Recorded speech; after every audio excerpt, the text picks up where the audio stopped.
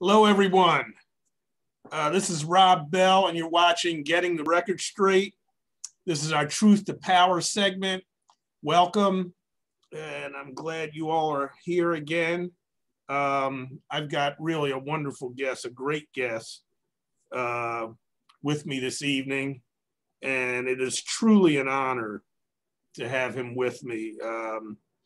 As far as I'm concerned, he is one of the most remarkable men I've ever had the privilege to meet.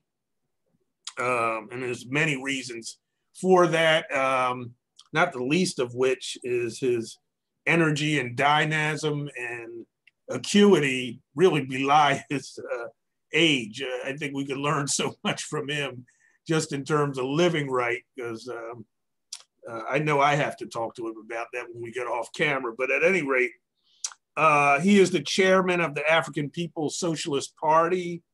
He's the founder of the Uhuru movement.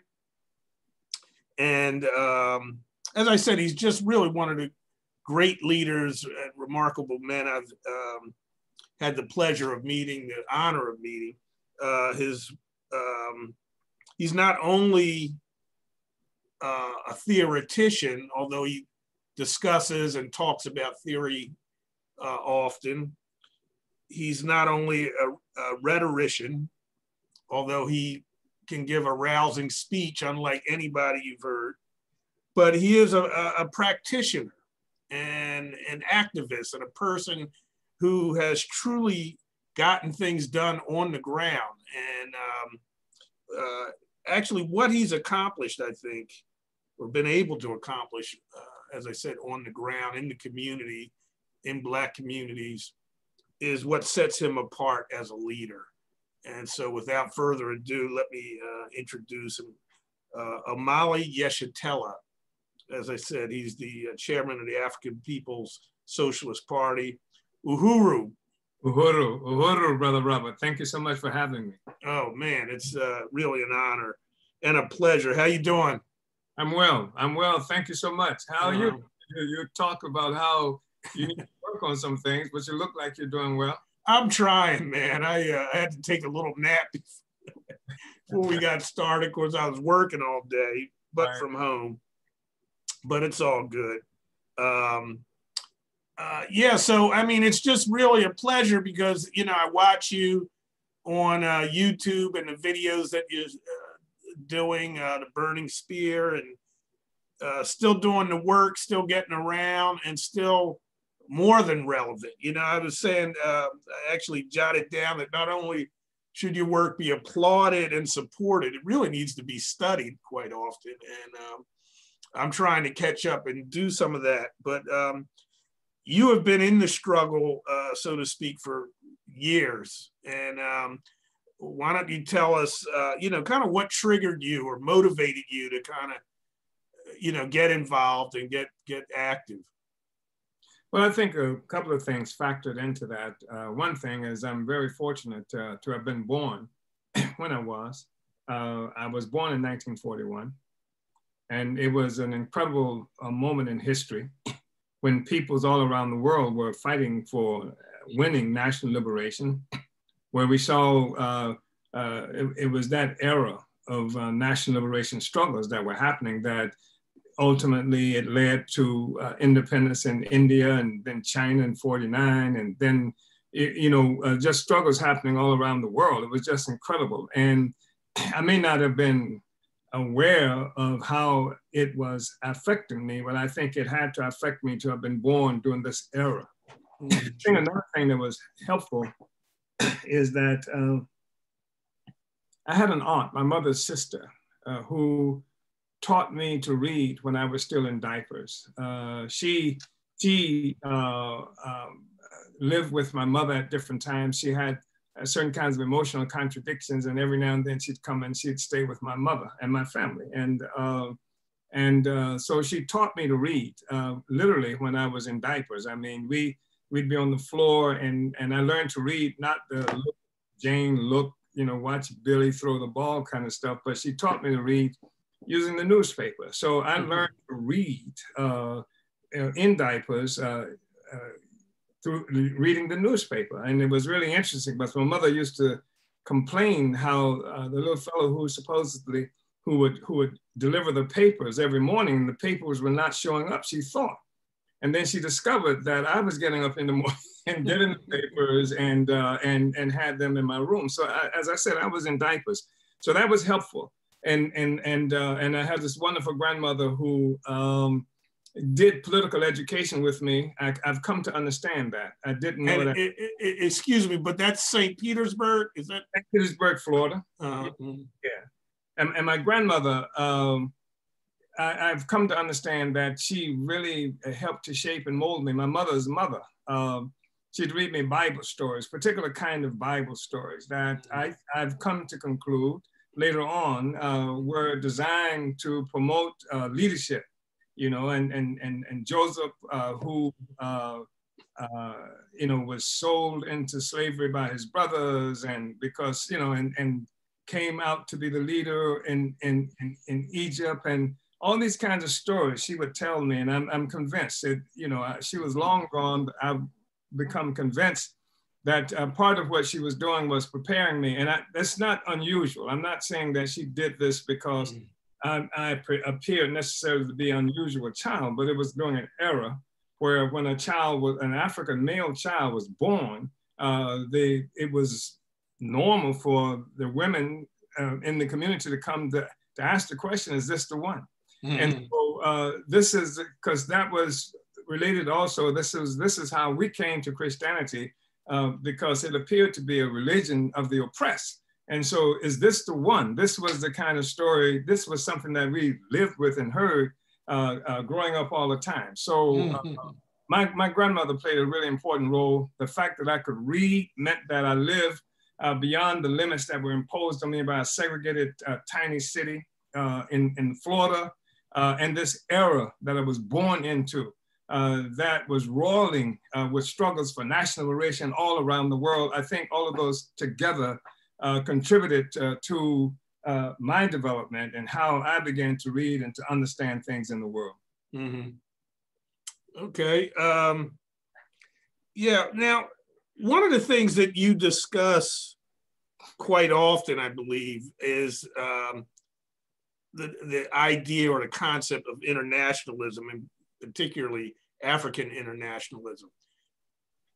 What's kind of frustrating for me, and as I don't do a whole lot of traveling now, but just in terms of, you know, people that I know and people who claim to be progressive, and particularly in this day and time where you've just have so many contradictions and problems and issues. But at any rate, many Black people, it seems to,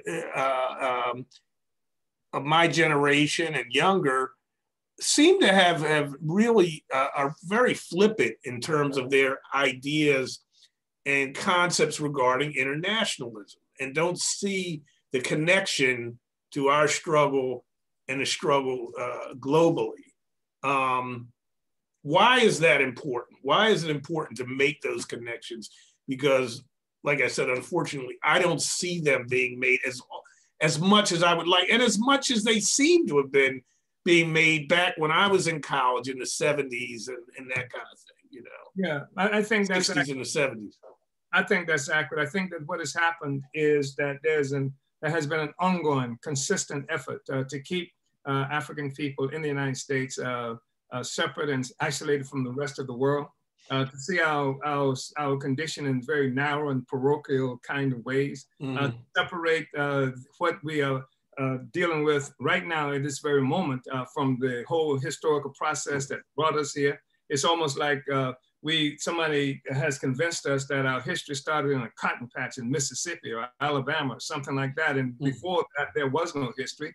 And that's very useful to our oppressor, because anything better than a cotton patch in Mississippi is progress. And that's what our liberal friends always come up and say, look how much progress you've made since slavery. But slavery was not the beginning of our history. Our history was as a free people. And, and that's one aspect of it. And another aspect of it has to do with early on, we came to understand that African people in the United States, the struggles we were involved in was crucial to the struggle of oppressed peoples around the world. We would hear it all the time. We would, after the Black Revolution of the 1960s was viciously and violently crushed with the assassinations of Malcolm, the assassination of Martin Luther King, the destruction of revolutionary organizations, and things like this, and then the imposition on our communities of this whole counterinsurgency program that included the criminalization of the African community. So this population that had been seen just a few years earlier as heroic, as fighting against the most vicious kind of oppression, fighting water hoses and electric cattle prods just for the right to vote and things like that. And almost overnight, it seems that we became criminal community. And this is how we were defined in the whole world. And I would constantly run into people in an international community who would ask me, what happened? What happened to the Black Revolution? Because the world saw us as being the key to liberation of oppressed peoples all around the world. And we hear this all the time. I hear silly young people militants who've been involved in the struggle for 3 months or 3 years, and they say things like, this is not your grandfather's civil rights movement and things like that. I mean, they are in this place that it's been possible to liquidate the history of our movement, the history of our struggle, the international character, nature of our struggle, and the international relations that have existed between African people here and oppressed peoples around the world. And that is something, I mean, Ho Chi Minh attended meetings of the Garvey meetings in New York. And the FBI, they would report, you have these reports, if you just read any of the stuff coming around the Garvey movement, especially Tony Martin's book, Race First, he talks about how these reports from snitches in the FBI were saying that people all around the world, when they who were engaged in struggle, they came to meet with Garvey, from all around. They were coming from Japan, and they were coming from South America. They were coming from Africa and every place to meet with Garvey. So our movement has a history of internationalism. And what has happened is, of course, Garvey was one of the best examples of the assault on the international character of our movement. Mm. And then subsequent to that, as you remember, people began to attack even King, even inside his own organization when he united with the people in Vietnam. First of all, they were absolutely opposed to it. So great leaders now, like Andrew Young, you can't do that, Mark, you can't do that. People even say that Malcolm, they killed Malcolm X because he took the struggle on an international level. So internationalism has always been something that is a part of our struggle, but also it's always been something that our enemies have attempted to prevent us from achieving. And so they would have us again living in this isolated kind of cocoon, separated from the rest of the world, so that we cannot be able to understand the connection of our conditions and our struggle with the connections of oppressed peoples all around the world who are struggling against the same enemy.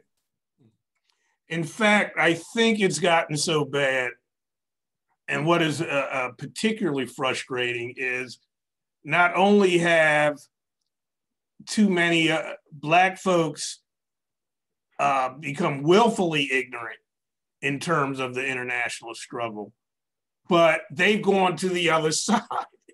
They actually advocate for intervention on behalf of the, this country and the oppressor, they're out front oftentimes. Right. Even while, we're in Africa, Afrikan kidnapped the Haitian president, duly elected democratic president, and Condoleezza Rice said, "You're not welcome in the hemisphere." Just abject gangsterism. But yes. That's the kind of thing that we've normalized. But the thing is, I don't think that's been. I think that you're correct, and we've seen the advent of Barack Hussein Obama, who became this magnificent willing tool of our oppressors, and that even though I think it was Bush or that predecessor that created AFRICOM, the African Command, but it was Obama that really escalated the aggression. Africa ramped it up all around the world. And it was Obama who went to Africa, spoke in Ghana, home of Kwame Nkrumah, the one who did more than any other single Africans in the so-called post-independence Africa to try to unite Africa and African people around the world and condemn anybody who would condemn colonialism, saying you can't blame the white man and colonialism on this anymore. It's corrupt leaders, there's all these kinds of things like this. And Obama, people like Condoleezza Rice, and then you've got the Susan Rice, you've got these other tools who've been well-trained, but these are not the people. And for a while, you know, we saw the delirium that grasped our people with the assumption that Obama's presidency really represented this magnificent deliverance for African people. I have a friend. I came to know her because the police murdered her brother in St. Petersburg, Florida, and she's quite militant young woman. And I remember when Obama was elected, she sent me a text saying something to the effect that all white people should show up in the cotton fields at 7 o'clock in the morning, right? Because there was an assumption. And the truth of the matter is that even though African people voted deliriously, intoxicated by the notion of deliverance by this black man, it was an incipient nationalism that did that. They did it because he was a black man, and because they saw somehow this guy represent our future. And in so doing, it was a bit of treachery, incredible treachery. I have a real serious issue. I do with neo-colonialists anyway. I do with puppets anyway, but Obama, especially visceral kind of contempt for this guy who is not somebody who was an ignorant dummy. We see that all over the continent of Africa, where they get these puppet Negroes and put them in place and wind them up and tell them what to say. But Obama and Susan Rice and Condoleezza Rice, these are voluntary, persons. These are people with a tremendous amount of intellect, education, and what have you, and they do it voluntarily. But I think the Kool-Aid is wearing off. It's not worn off. I mean, we just saw Obama now trying to explain. He's in this position of trying to explain why he didn't come out for reparations, because he would get pushback from the white people. And yet we've got young people in the streets of Chicago demanding reparations. They don't have the protection of Secret Service.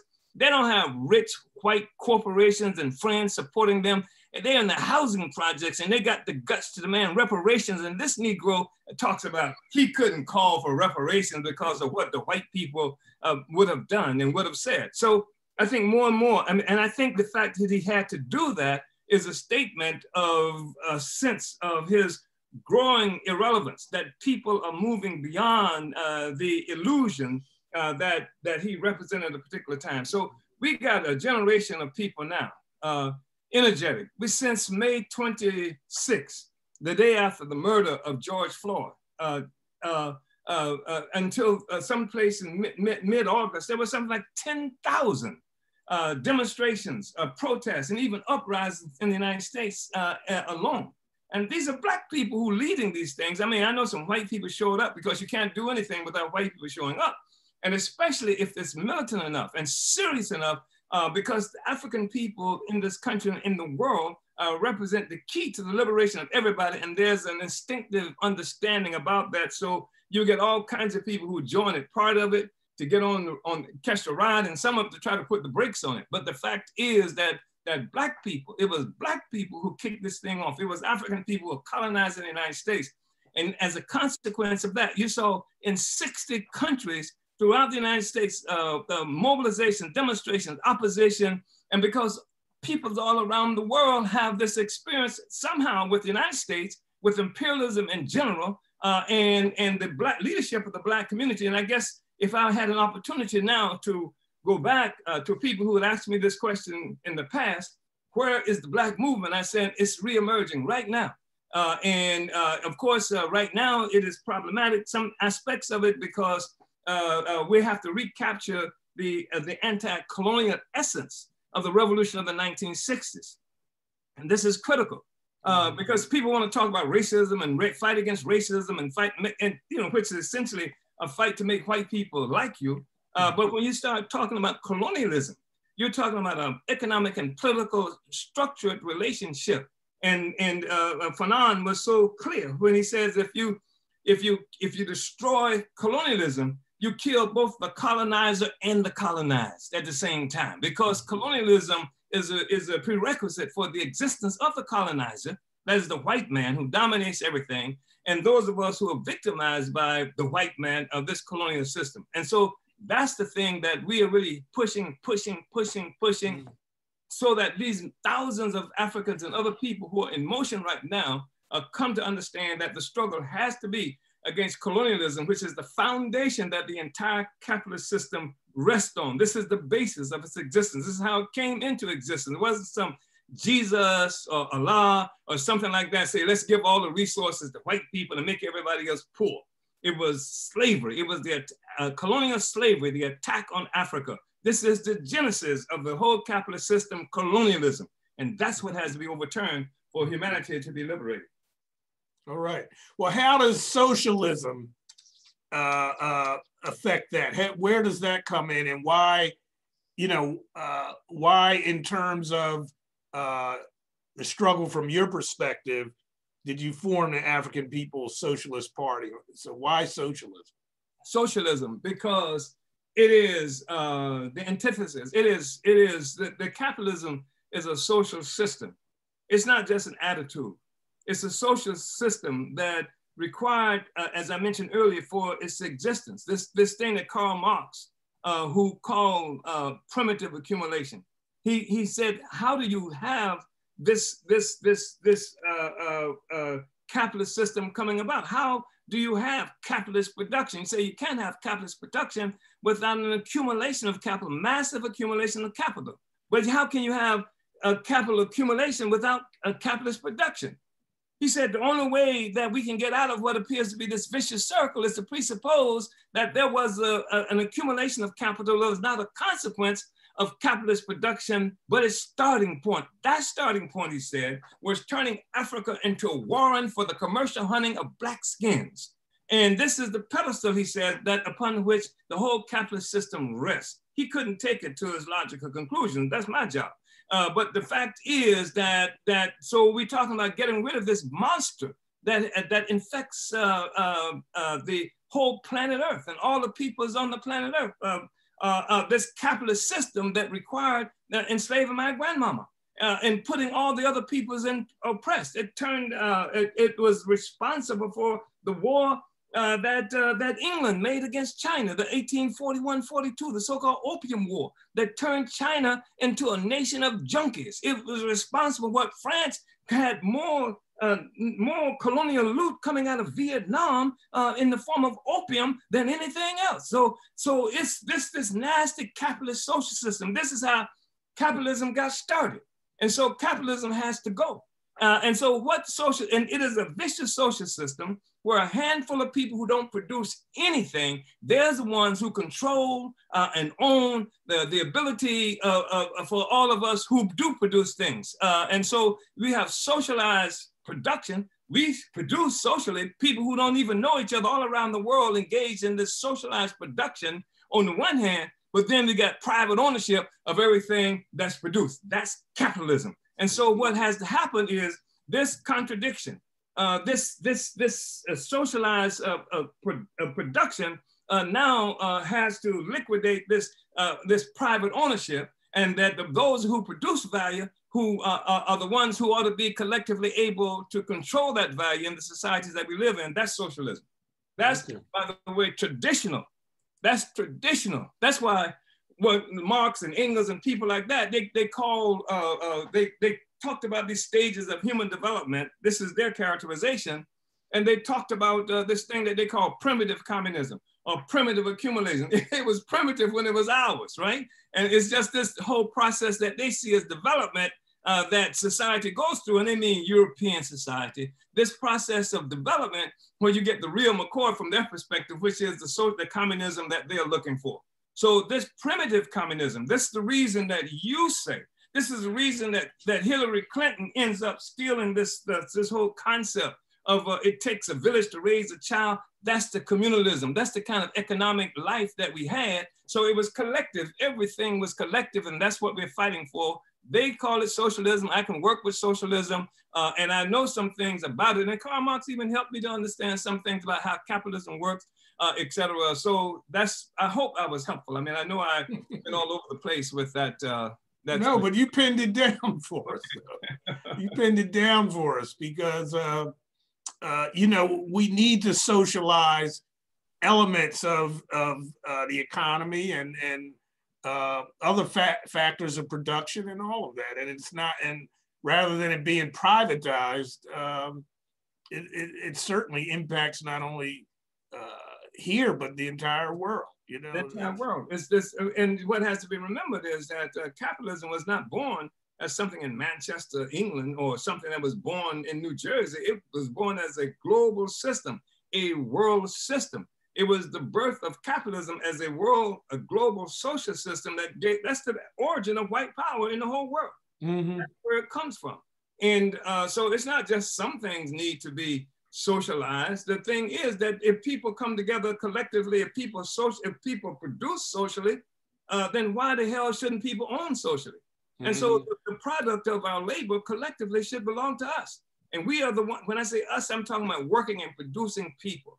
And there shouldn't be this parasite that's rests upon the body of humanity sucking up everything and defining the world for us. That's where the power is located. They've created instruments of power. And that include hard power like armies and police and court systems and CIAs and things like that, and soft power in education and all these other aspects of power that's necessary to hold and especially dominate a people that is oppressed. Mm-hmm. Yeah. Reparations. I've been a part of NCOBR for years, not formally right now, but it's certainly, you know, very important and foundational to me. It is. What do you think of what's happened recently, or what's happening with that recently? I was thinking about what I believe it's Evanston has had something that they call reparations. I'm not so sure that I would refer to it as that, but you know, give me your view on that situation and just the reparations struggle in general.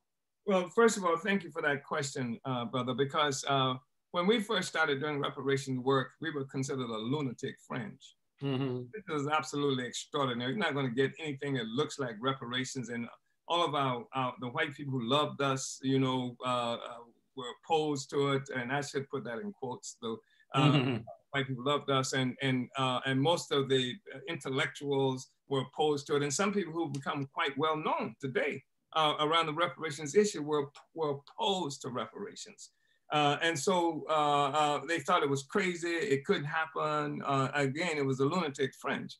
And I think that what is happening is that the work that we and other people have done around this question, and I traveled all over the world pushing the reparations issue. We held the first tribunal on reparations for Black people in the United States in November of 1982 in Brooklyn, New York, a massive major tribunal where we put the United States government on trial for the crimes that is committed against African people in the United States that included slavery. And for the first time in history, we had a quantification of the amount of value that was stolen from African people from just labor alone.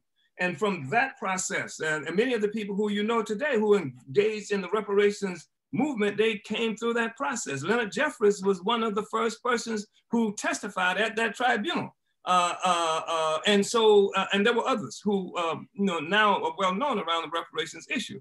So the reparations question is really important. And when we entered the debate, the struggle around reparations, the thing is that people were simply talking about reparations for slavery. And we said, hell, our study shows us that the rate of exploitation of Black people has gone greater since slavery. I mean, and there was a tremendous amount of value stolen from Black people during the process of slavery, but that's still going on. And it even happens in terms of stolen years. I mean, we live in a country where I think the difference in lifespan between Africans and white people in this country might be 6 and 7 years difference. That's stolen life, actually. The wages that we get paid, the places, how we are stuck, the genius that gets stolen from us, and we hear it on radios and see it on commercials every day that's not even attributed to us. I mean, there's so much value that's been stolen from us over this period of time. And what has happened is that the struggles that we've been involved in now, in various places. I mean, there were a few places where we didn't have a mobilization. You kill an African, we out with signs, reparations, reparations to the family, reparations to the community, reparations, reparations, reparations. So now what has happened is that, I mean, something like 40 or more years ago, Conyers, put forth a bill in the US Congress that actually was just look at the reparations question, study it. That was all it was asked for. And it took more than 40 years to get that out of committee. And now what is happening is we see forces now, because the reparations movement, the reparations issue is capturing the imagination of African people, ordinary people. We said in 1982, an objective had to be to make reparations a household word. Because as long as the reparations issue is something that's confined to groups of people who go to the Congress and go to courts and things like that and ask for reparations, and the majority of African people don't have anything to do or know about it at all, you're not going to get anything that approximates reparations. So it has to become a mass movement. It has to be something that captures the imagination of African people. And there are a number of reasons why that's real. So that's why we did the first tribunal. And since that time, we did something like 11 tribunals in a row in different places, states around the United States to push the reparations issue. So that's really important to us. But we are convinced also that the reparations issue is not going to be, reparations is not going to be a gift to us, that we see more and more. We see presidential candidates now talking about reparations.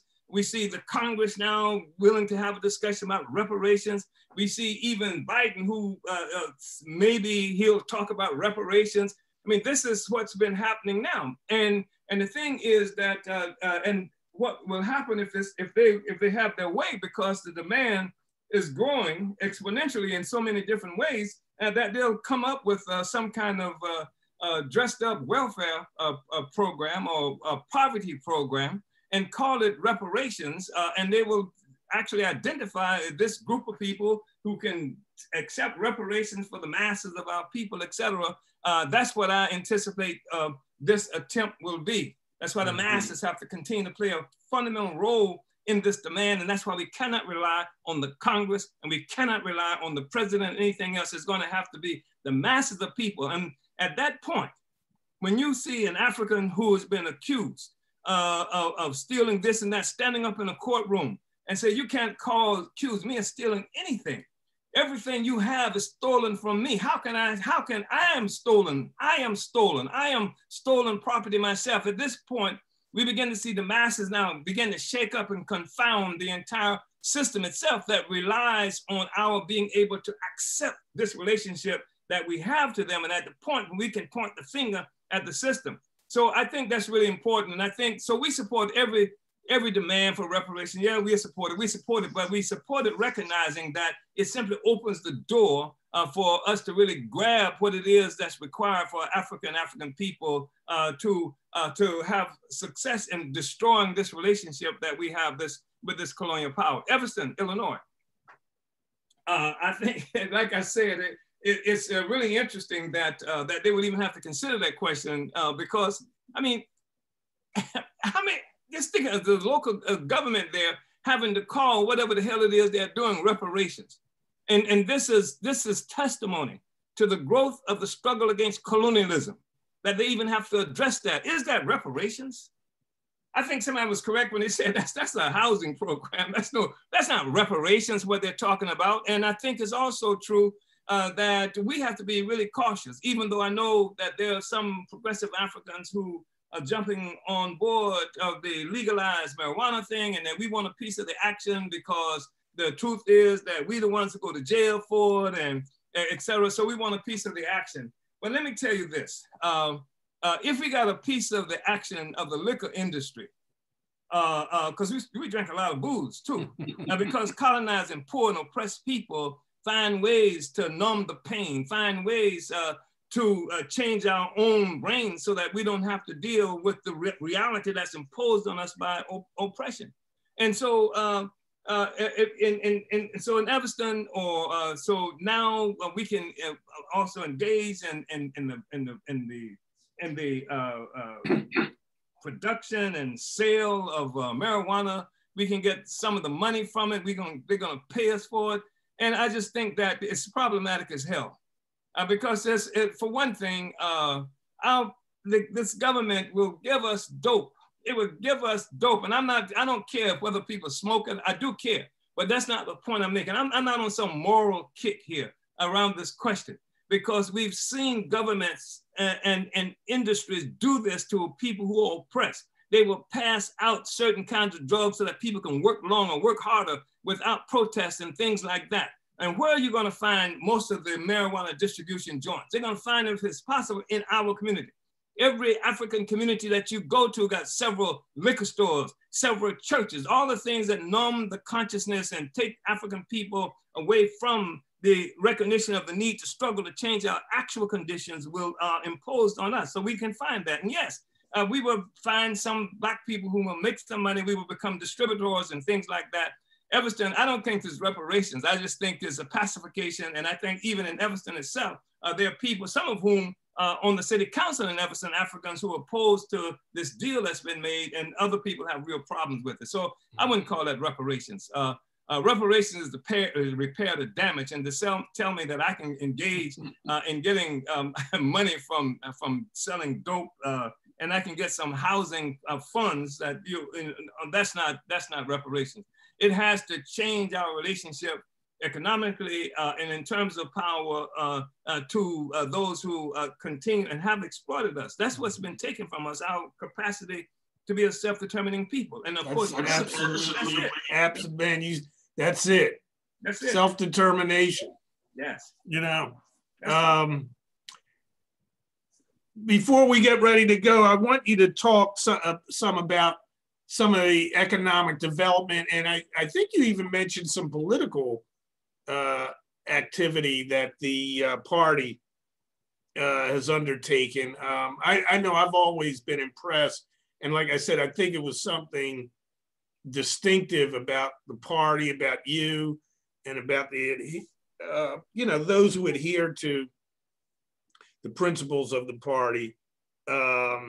It really separates you, being able to engage in economic development activities that show results. So let me turn it over to you to talk about. The first thing I want to do is mention to you, because you said that, from the beginning, you think the reparations issue is foundational, and I think that's true.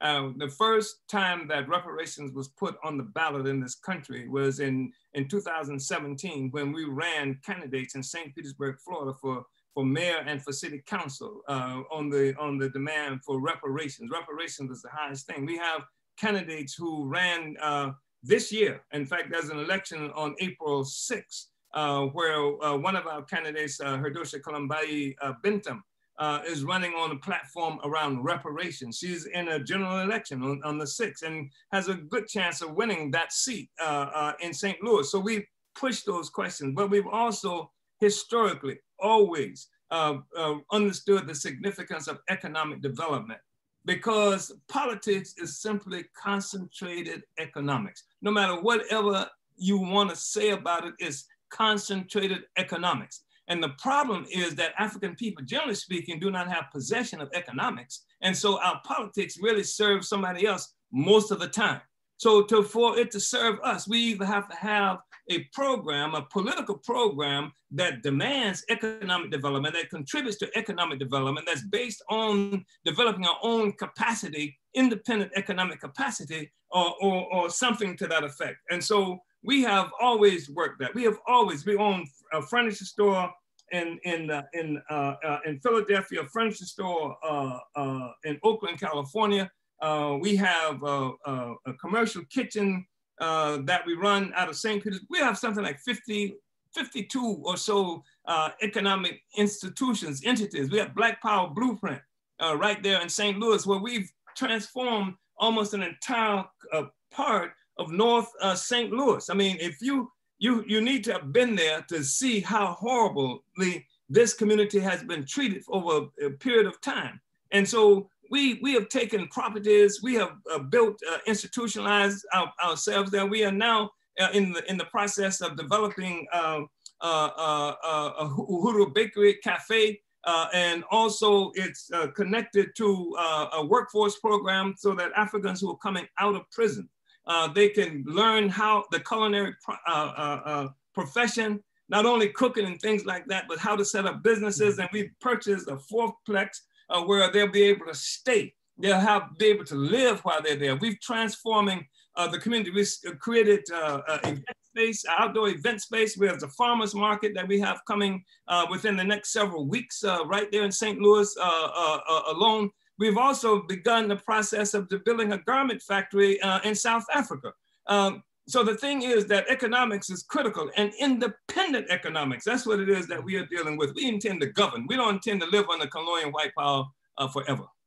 Well, let me ask you this too. Now, the entities you're talking about, the business economic, are they cooperatively owned? Are they nonprofit businesses? How are they structured? They're structured, some of them are nonprofits. We've used both nonprofits. We've created LLCs that's owned by the party. So it's not owned by individuals, owned by the party itself. And some of it is in my name along with other members of the party, but there is a provision that says that when we are no longer the chair, or we are no longer over the Department of Agitation and Propaganda, whomever replaces us, they now possess that portion of the ownership. So it's always possessed by the party. It's no individual that owns anything. All of it is owned by the party or an institution that the party. We got radio stations, FM radio station in St. Petersburg, Florida. We have the Burningsville newspaper that you've just mentioned. And so all of these institutions are institutions that we establish and with the objective of actually preparing to govern, to be a self-governing people, because it doesn't make any sense to be involved in struggle forever where you're always begging, always hoping, and always maybe it'll get better. So why not govern ourselves? Why not get engaged in this struggle for power? Because if you're not talking about power, I don't even know why you're involved in the discussion at all. You're always gonna be at the beck and call and suffering from, you know, the whims of whomever does have the power. So that's what we're trying to do. Yeah, that's what we're doing concretely. I mean, you can see it. That's the thing about it. You can go to APSPUhuru.org and you can see most of what I'm talking about. We've created organizations all over the place. We've created organizations for women. We've created, I mentioned those places, but we also own a consignment shop in Huntsville, Alabama. We own one of these body care, entities called Decolonize, that's based in Washington, D.C. in St. Louis. We own clothing and apparel operation that's connected to the International People's Democratic Uhuru Movement. Everything we do, we connect an economic component to it. And so that it becomes self-reliant as a part of the struggle for self-reliance that we're making as a party. Yeah. By the way, I've furnished 3 apartments, I think, from the place here. It's now up on Broad Street. Right. But it used to be right in Center City. Right. But brother, you never fail, man. I'm so glad you granted me this opportunity to talk with you. I know that our audience is going to be blessed and enlightened and instructed, because that's what they need and that's what we need.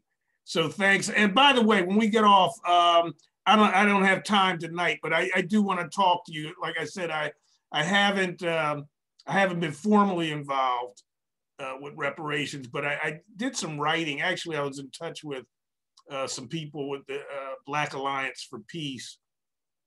And I want to talk to you about that because it's relevant to the reparations thing. So again, thanks so much, Uhuru. And for the people out there, if you haven't checked out Brother Yeshitela, he's on YouTube. He's always speaking truth to power. And he gets to Philly, you know, usually once a year, if not more. So look out for him. And the, what's the name of the furniture store, by the way? It's Uhuru Furniture and Collectibles. Yeah, Uhuru Furniture. It's up at Broad, and it's right below Girard Avenue, south, right. A couple blocks south of Girard. I can't remember the cross street there. But anyway, thanks so much. Yeah, we'll be in touch. Yeah, thank you so much, Brother Robert. Thank you for being there and keeping this door open for people who want to be able to engage in this war of ideas that our community and our people are constantly involved in. And unfortunately, in most instances, we're unarmed, but you give us a part of an arsenal with your being there and opening this door for us. Thank you so much, Brother Robert. It's my pleasure. Take care now. Thank you, I will. You too, brother. All right.